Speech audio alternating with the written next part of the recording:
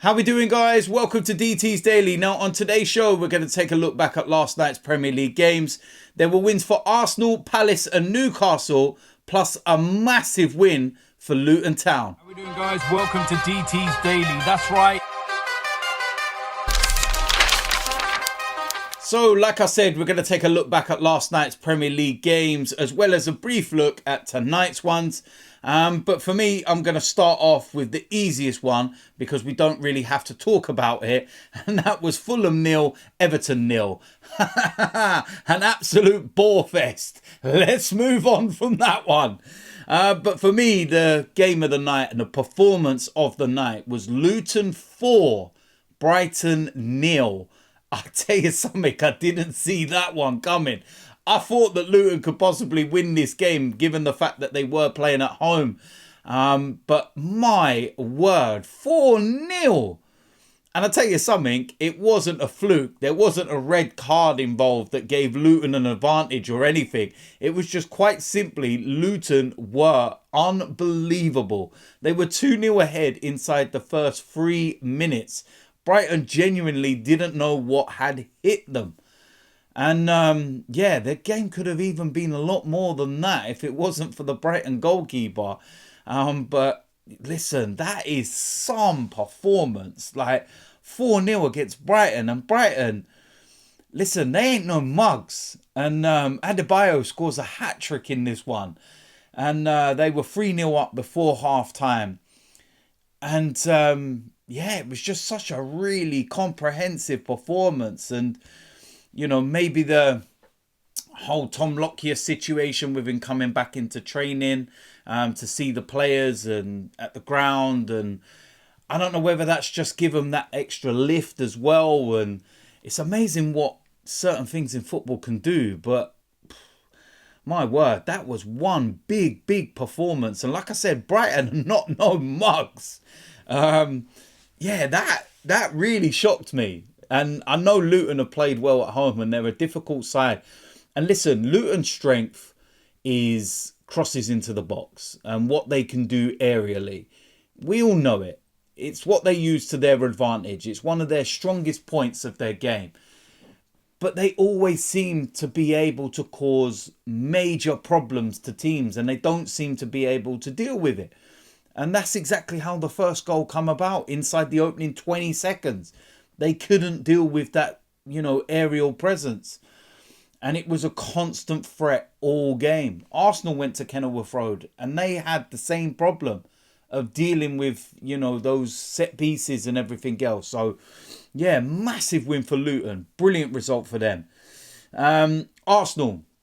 2-1 winners at Nottingham Forest. I'm not going to go into great detail about the game because I did that on my preview last night and everything else. Not preview, review of the game and everything. So, yeah, look, listen, it's a 2-1 win. It's 3 points in the bag. It's job done. What more do you want? Going into a huge game on Sunday against Liverpool. And on a side note as well, apparently Mo Salah is not available. Jurgen Klopp has said that he won't be available for the next couple of games for Liverpool. It's far too soon since he picked up that, you know, injury for Egypt in the African Cup of Nations. So, yeah, it's a big one. But we'll go into the preview of the Arsenal game and, you know, whatnot later on in the week. Crystal Palace against Sheffield United, 3-2 win for Crystal Palace. Big win for them. Sheffield United were actually 1-0 and 2-1 ahead in this game. So they're going to feel a little disappointed. But for Crystal Palace and Roy Hodgson, that's our big 3 points. At least they scores the winning goal. And yeah, given the talk of late and, you know, Roy Hodgson possibly, you know, being moved on again, that's a big 3 points and it moves them away, you know, from the drop zone. It gets them that little bit of daylight, that bit of clearance that they need. And yeah, Sheffield United, I think it's the inevitable. When's it going to happen? They're getting relegated as far as I'm concerned. There's no way they're going to turn it around. I just can't see it at all. They've changed manager and everything else and it's all still the same. So, yeah, big win for Crystal Palace. Next one was, it's a big result, this one. Aston Villa 1, Newcastle 3. Aston Villa so strong at home, but Newcastle, brilliant result. Brilliant performance. 3-0 ahead at one point before Ollie Watkins scored. We were about 20 minutes to go. But yeah, Aston Villa, not a great result for them. They've got a fantastic home form, this season, and everyone was talking about it, and Emery and everything. Yeah. I've kind of warned Aston Villa fans that eventually you will kind of hit your ceiling and you'll see where Unai Emery is. And he's a fantastic manager. But he always goes into clubs, starts really well, everything's great, and then you start to get some results where you're left, And listen, it is what it is at the end of the day. It's one of those things. Aston Villa were never going to be challenging for the title.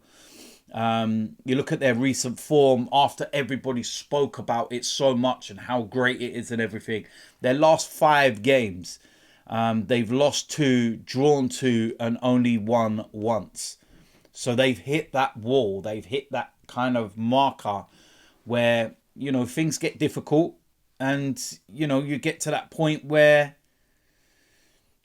you can't really go no further. So, listen, they've had a great season. And like I said, Unai Emery is a quality manager. But there's a line.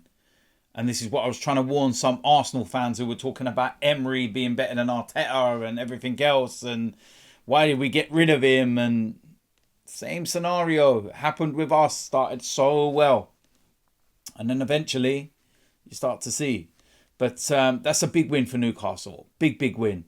And on the back of 4 defeats as well for Newcastle. So I wasn't really looking at that game and thinking anything other than an Aston Villa win, to be honest. But I suppose it was 2 sides that are in the right end of the table, shall we say, but being on the wrong end of results.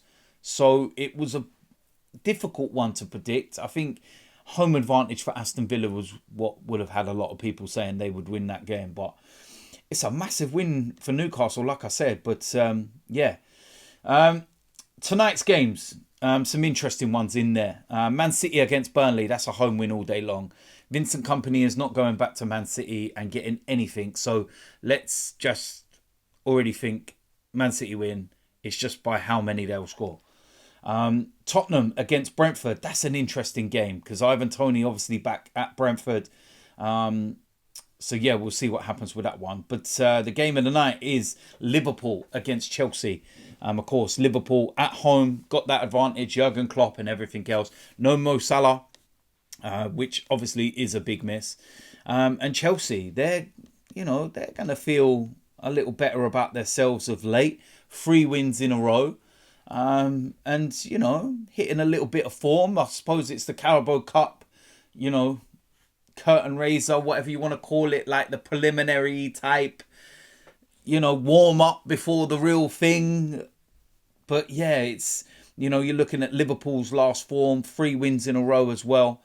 So it's 2 sides banging form.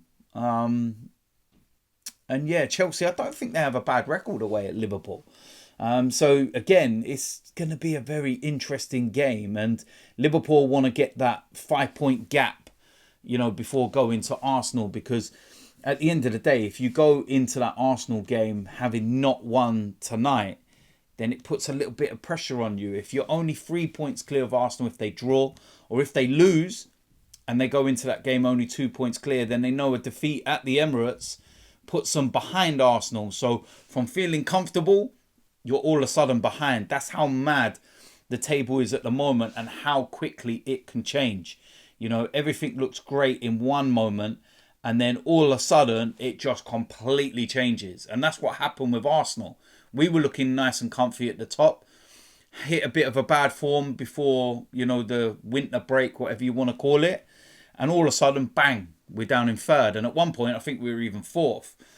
And when you're looking at the games at the weekend, you've got Everton against Spurs. You've got Brighton against Crystal Palace.